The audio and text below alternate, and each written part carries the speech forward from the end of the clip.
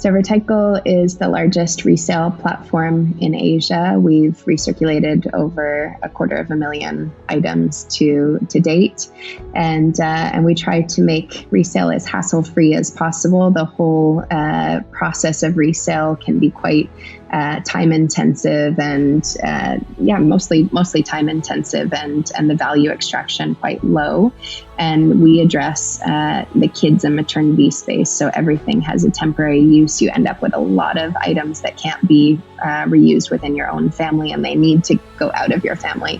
So in order to both extract the value, create the sharing economy, and this positive environmental impact that comes from reuse, we felt that it had to be as simple as possible. So we created a consignment platform whereby we manage the marketplace. We collect the items for free from your home, and then we price list and manage the sales on your behalf. So parents can participate in circularity, but without actually having to do anything on their side. So we're only partway on our journey. We plan to take Retykle global and complete the loop. So we're really on a mission to both design for circularity and also recycle products at the end of life. So we're very ambitious in the impact that we can have as a circular solution, particularly as it relates to temporary use items. Hello everyone, welcome to another episode of the D4 Data Channel podcast. I'm your host Deepak, and with me we have Sarah Garner. Sarah is a visionary entrepreneur who is making waves in the fashion industry with a sustainable and circular fashion platform, Retykle. As the fashion industry continues to be one of the world's largest polluters, Sarah is on a mission to create a more sustainable future by reducing waste and promoting conscious consumption. Today we'll hear a lot about Retykle and how Sarah is tackling the problem of what to do when kids outgrow their clothes while providing a solution that saves the planet. It's a pleasure to have you here today, Sarah, and thank you for accepting my invitation. Thanks so much for having me. Great. So I have a couple of questions today, and starting with this, so your experience part actually. So, as someone who has worked in luxury fashion for over a decade, what do you believe are the biggest environmental and social issues facing this industry today? And how can circular consumption and sustainable fashion help address these issues? Yeah, thanks. Well, the fashion industry is very complex, so it's always hard to pinpoint sort of one issue or one segment of the industry that's really the causation of the environmental impact. But we do know that over 70% of the environmental impact of the industry is actually caused by downstream channels, so material production and production in general of our garments. So to have the biggest impact, positive impact, we really have to address both of those. So the materials that we're selecting, and then designing for circularity, designing out waste in the design process, and then also figuring out different production methods and supply chain in order to address the environmental impact. Then there are many other things, logistics. It's a very complex and industry with many touch points and many environmental degradations. In my history, I worked in large part with inventory management. I was a buyer, and then really did global inventory management. So I saw a lot of the logistics, wasteful logistics that happened within the industry. Something produced in China, then sent to a showroom in New York, then sent back to Asia in order to serve the customers. So there was a lot of wastage just in terms of the carbon emissions associated with logistics.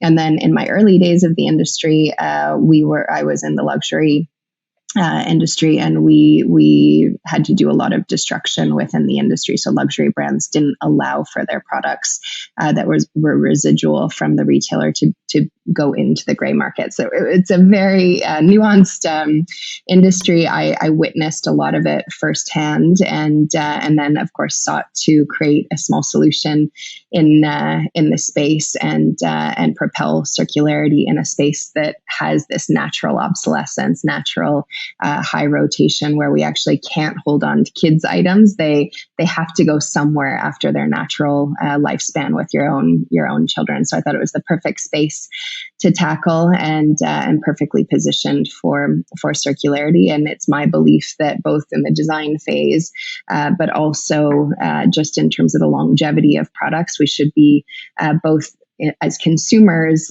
thinking about the afterlife of our products, but then also demanding from brands that they design for longevity and reuse and ultimately recycling.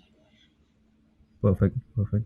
So, talking about the circularity and circular consumption, so can you speak some of the challenges in implementing circular consumption and how Retycle is actually tackling this issue?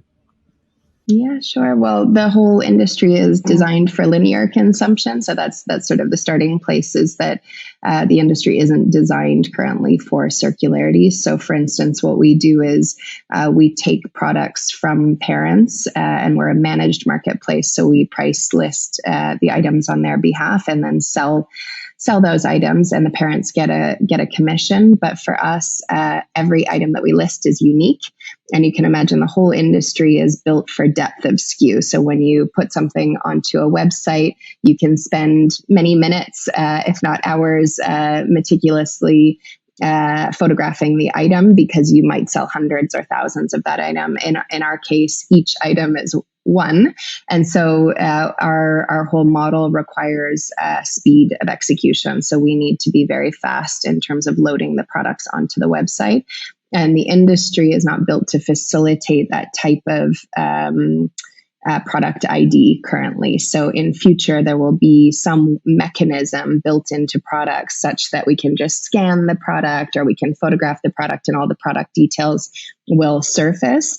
But currently, the industry hasn't thought through that afterlife or that reuse. And so resale platforms like us have to create that listing from scratch, which is both time intensive and not a fluid interaction from firsthand to secondhand. So that's one of the friction points, which will ultimately be resolved as the industry moves more towards facilitating resale and circularity. Right, right. So in this regard, like how is the customer sentiment? Like how they are actually accepting this um kind of a process, a change in process? Mhm. Yeah, it's still very new. I would say, I mean, we started in Hong Kong. We now have operations in Hong Kong and Singapore, but secondhand consumption in general in Asia is not culturally normative. Of course, you have interfamily hand-me-downs when it comes to kids, but shopping secondhand is not culturally normative as it is in Europe or North America, where thrifting, vintage, these things most people have grown up with or know some offline iteration of secondhand. It's not common in Asia. So the consumer sentiment globally has been moving towards this awareness, both in terms of the environmental footprint of fast fashion or fashion in general, and starting to have this sort of awakening to the decisions and their impact.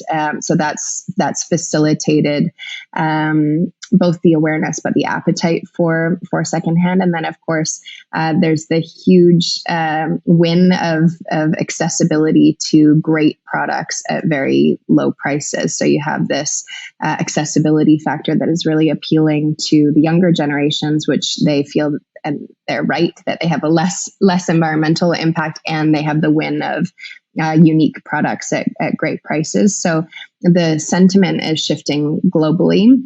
Asia is a little bit more behind just because of the cultural limitations and stigmas around secondhand. But there has been a massive shift that is no longer being viewed as a trend. It's being viewed as the new consumption, and that we're moving more towards this adoption of resale and circularity as a normative practice. Right, right. So, so with regard to the rise in fast fashion and disposable clothing, like how can the resale market compete, and what role can technology play in accessing or like getting more access towards customers actually in these kind of services? Yeah, the beauty of secondhand is that there is basically a head-to-head price competition with fast fashion. So you really can use the same budget as you would have for fast fashion to shop secondhand, and then of course you're buying better brands at similar prices, and then you have the reward of being able to sell them again once you're finished with them, as opposed to fast fashion, which typically doesn't retain any value and typically can't withstand the wear of more than one user. So that's a real bonus for resale, and there are forecasts that resale will outpace fast fashion in the very near term within the next 5 years. So that's a positive for the environment. That's a positive for circularity, and that we're making those shifts as a collective. And then accessibility is the key point. I think even if there is a consumer demand, desire to make these better choices, unless they're accessible, meaning that you have a resale platform that is as easy as the alternative of shopping at your nearest fast fashion store or online. That accessibility is really critical to making the shift. So making it easy, making it accessible, having the choices at our fingertips is something that we still need more market dominance in terms of those options and choices, so that consumers have those easy and accessible alternatives. So while researching your Retykle brand, like I came up with a lot of uh, procedures or the workflows which you actually like implement. So one of it was the virtual closet idea, which you were actually detailing in the Good Business podcast, and I was reading through actually about that. So could you give us a quick understanding about how it is actually kind of structured and how you came up with that particular idea? Yeah, kids were, we knew we obviously look at our data, and we could see that lots of our buyers were also sellers, which makes sense. And then we also have this natural flywheel of items coming and going. So with kids wear, you always have something that's outgrown, and you always need something for the next size up. So you have this natural cyclicality of things going out and coming back in. And one thing that we encourage is that our customers buy secondhand from us, and then they also sell it back to us. And so we've always encouraged that in terms of our mission and mantra. But what was happening is that in some cases, items were being sent back to us and they weren't being accepted for resale. And that was because of the perceived condition that they were in. And what we wanted to do was create a data chain around knowing that that product that had been purchased with us was the same one coming back to us. And it gave us both the visibility to say, okay, that product has already been pre-approved with us. We know the product, we recognize the product, and we'll take a closer look to make sure that that it can be resold.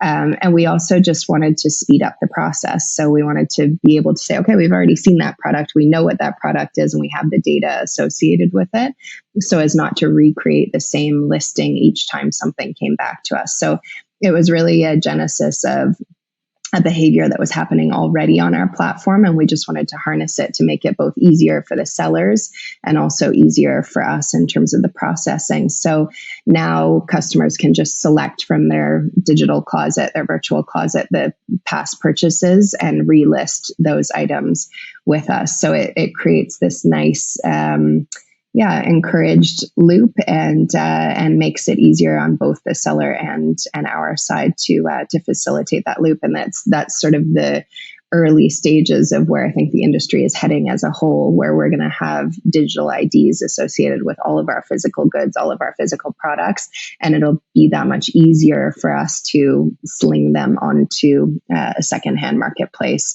with very little friction or time friction, at least in terms of generating those listings. Yeah, that's pretty innovative and impressive actually at the same time. So, so how is it actually located? So I'm little confused here because the moment it gets dispatched, we don't know, right? Like it can go in any form and any shape. So how Retycle kind of locate back when it's actually being like coming in for the second time or the third time? You mean, is it that it belongs to the original seller? Right, right, right. right? Yeah, we make an assumption that the person who bought the item, it's coming back from them. There's of course a very small margin of error there, but no, it would be very atypical for someone to have a product that wasn't associated with the ID. So yeah, it won't be perfect until there's a scannable option. But I don't think that the industry is going to adopt a universal standard for quite some time. So we're not waiting on that. We're just going to create our own system in the meantime. And then as the industry adopts these standards, whether it's QR codes or blockchain, we'll be ready for it. Great. Yeah. That's actually, yeah, impressive to hear. So, over to my next question. So, how do you envision the future of retail, particularly regarding sustainable fashion and circular consumption? And what innovations and technologies do you think play a key role? So, I know like lot of things are actually happening in retail. So, could you actually talk from that particular perspective as well? Yeah. What we're most there for in terms of innovation is these product IDs. So anything to do with whether it's AI that can lift product data or blockchain that stores the data, QR code, same thing, stores the data. So anything that will facilitate that data transfer from a product to a resale platform is of high interest for us, and we're developing some of our own software around this to enable brands to integrate with our platform.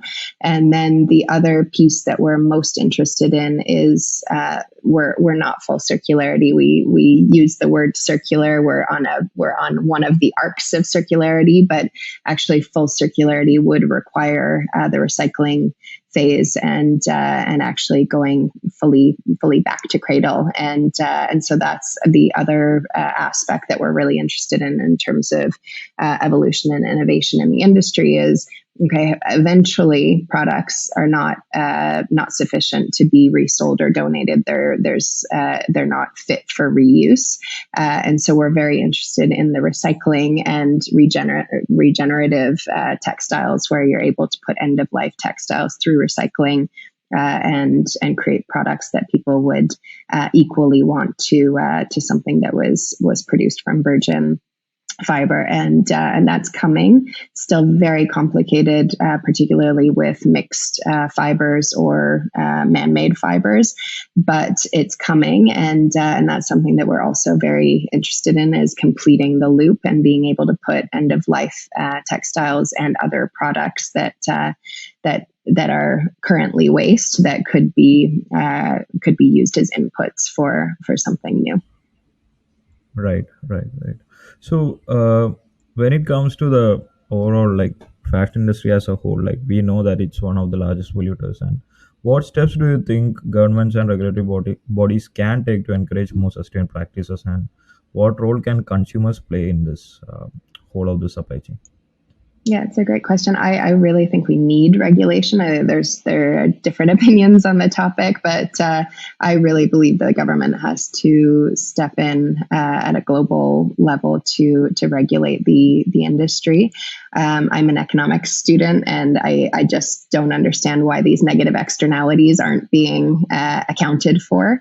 And I think that there's going to come a time where the brands that are doing the highest level of damage need to account for that on their balance sheet. There needs to be some type of externality tax on the environment. You're starting to see little seeds of that, and I believe that's the way that just environmental protection is going to move, where there just can't be this pillage without any accountability, and so I do think that that's where we need to move and where it will move. And that's also going to level the playing field, where when you look at a t-shirt that costs $4 that's made 3 trips around the world, you can't buy a t-shirt for $4 anymore. There's going to have to be some taxation to say, okay, well, there was carbon emissions on the flight to here, or there was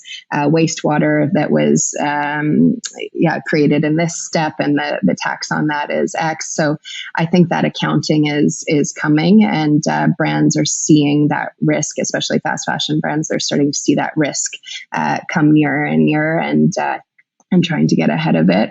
And then on the consumer side, I think we have a huge opportunity just in terms of the voice that we carry now. Each customer, of course, can vote with their dollar and where they shop. But then we also have a huge opportunity to challenge brands, and brands are really starting to both wake up and respond to consumer sentiment. So anytime, if you really love a brand, but you don't agree with their packaging, or you have more questions about their eco claims, raise a ticket and find out more, talk about it on social media, get a response. And the more that brands are being held accountable by consumers, they're going to have to look one layer deeper. For now, they're still very surface in their claims. But as we get more educated and we make broader demands on the brands, they'll have to address them. So I think it's going to come from both sides. There's equal pressure mounting from both consumers, and then I hope also the government response will take shape. Right.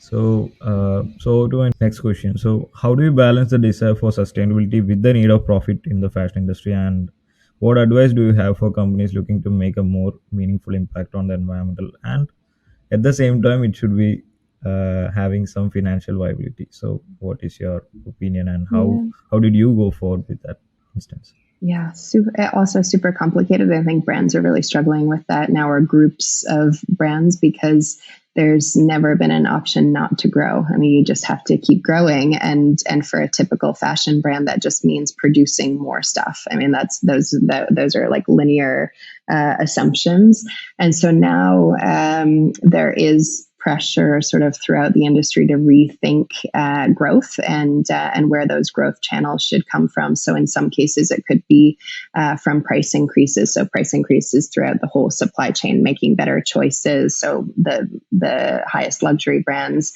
might find that their revenue growth is just actually coming from sourcing higher quality materials, better pay throughout the supply chain, all these things that lead up to a higher price point and don't decrease the desirability of the products.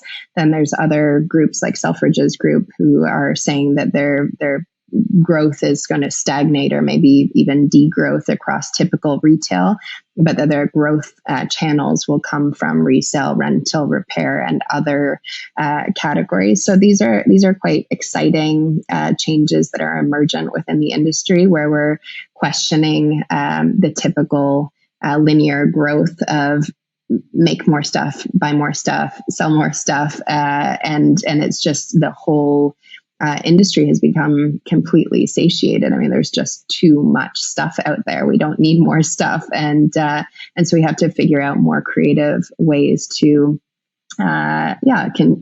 continue consumption, obviously, but do it in a more sustainable way and still drive profit. So that's where I think there's a lot of curiosity now and research of how can you still sustain growth, but do it in a different or more creative way that doesn't have as much impact on the environment. And then for us, for me, it was decoupling inventory ownership. So that was one thing in my history that I always had an open to buy. I always had to budget for stock. So we spent millions and millions of dollars on buying stock up front and trying to match supply and demand. We always had residual inventory. We were moving stock from one country to the next to try and sell it.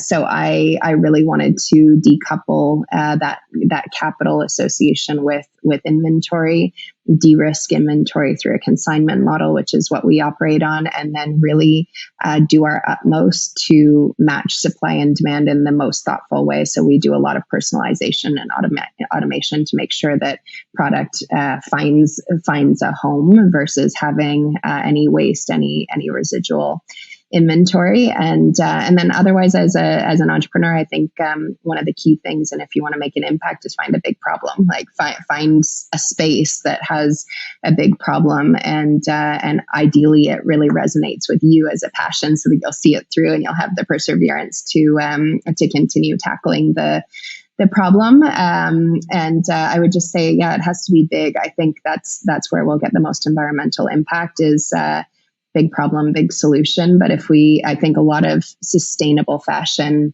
for a long time has been viewed as fringe, niche, non-impactful because it's tackling either a very small problem or it's doing it in kind of a fringe way. So we need to get out of that mindset and be creating mass solutions for the industry and I think move away from some of these more fringe ideas and really bring it into the mass. There's too many problems. There's lots of good, big, juicy problems, and lots of great minds out there that can solve them. So I would just say go for a big solution and try not to make something a little more sustainable than the alternative. I think that's another problem that we kind of fall into is recycled PET or things like that, where it's all of a sudden like a swimwear line is sustainable because it's made out of recycled PET. Like we can do better, we can do more, and I think that's the challenge that we need to be facing. Is how do we go much further than just those very surface solutions or less damaging products? We should move away from less damaging products and go for something that's much more impactful. Yeah, that's a very great mindset actually, and I can very well resonate that. So regarding the experience factor, like you already touched upon that point like little earlier. So uh, so like definitely you will be actually in touch with a lot of customers, and over the period of like over these years, like how have these attitudes actually shifted? And like have you ever got this question like how much recycling can be done for the clothing? Like that's a question which come to my mind, like when I'm actually thinking about this problem, because okay, we will say that it's circular, but like how much we can actually do that, or like how much in essence, like, or in practical, like how we can kind of how much we can actually recycle it. So Yeah. what are your thoughts on that particular point? Yeah, I've been quite close to a facility in Hong Kong called the Billy, which is one of the most innovative garment recycling facilities in the world, actually, and they happen to be in our backyard. So I've watched their journey of trying to create these recycling mechanisms, and it's very complicated. And one of the most complicated things is that as we're not designing for circularity, the residual output. So when you go to recycle fibers that were not meant for recycling to begin with, you end up with very short fibers that have very little use, or they don't perform well when they're made into a new garment. So really, it starts like if we just design for circularity, like we're designed to know, okay, when this item goes through a recycling mechanism, the fiber is going to be long enough for something else to be regenerated. And then we also are building at the design phase a product that can withstand, let's say through rub tests and everything else, 5 years worth of wear. Or 10 years, let's say, of wear. I mean, these are things that we should be challenging companies to abide by, where you're saying, you're designing for recycling, and then you're also designing for longevity. And the assumption is this product can be reused for however many years. And then at the end of life, it goes through recycling. Well, we would have a transformed industry if that was the case. And we would end up with a lot less textile waste, a lot less just in terms of those inputs that would need to go into recycling. If you just had things withstanding use in closets for much longer, that would be very impactful. And then the recycling itself, I'm very optimistic about that future, and I think it's going to be commonplace for our kids, where they will think it's crazy that we ever threw something away, and it probably will be regulated that won't be permitted anyways. But I think they're going to find it absolutely nuts that we had a linear economy, that we would just use something and throw it away, whether it was single use or something with any sort of longevity. So I'm a really big believer that that's the way that we're going to move. That products will will have an end of life, and there will be deconstruction, and there will be recycling, and it will be necessitated. So very big questions, and obviously there needs to be a lot of systems change in order to facilitate that. But I've seen evidence of it in Hong Kong, and that it leads to a great sense of optimism of what is possible. Right. And I'm pretty optimistic too, because technology is actually going at a very fast pace than what we imagined actually. And so, could you talk a bit about your Retykle team and in specific, like the team structure and like different people around, and which all sections in the supply chain actually being supported by Retykle team? Yeah, for us, we don't really have a supply chain, because we don't make anything new other than our packaging, and even that we try to make both recycled and reusable packaging. With our supply chain, the product is gathered locally, so we only source products from parents or brands that are local to our operations in Hong Kong and Singapore. So we try to create the lowest possible distance and environmental footprint from that acquisition of inventory.